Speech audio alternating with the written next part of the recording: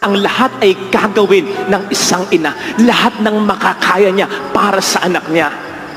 Kahit mali ang anak niya, pagsasabihan niya yan, papagalitan niya yan, pero sa huli, kakampi pa rin niya yan. Kakampihan pa rin niya yan. At kahit nasa banig na ng karamdaman at wala nang magagawa para sa anak, sukat ibigay ang buhay, may magawa pa rin sa anak.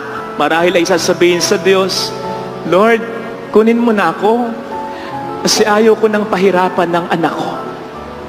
Ganon ng nanay. Makakalimutan ng buhay. Buhay dalaga, makakalimutan ng buhay.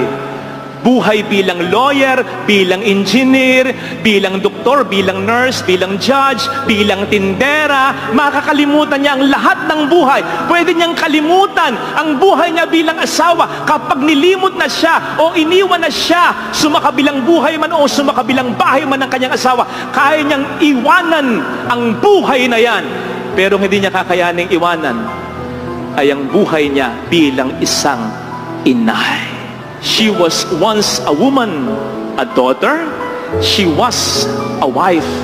But when she became mother, yun na para sa kanya ang lahat-lahat.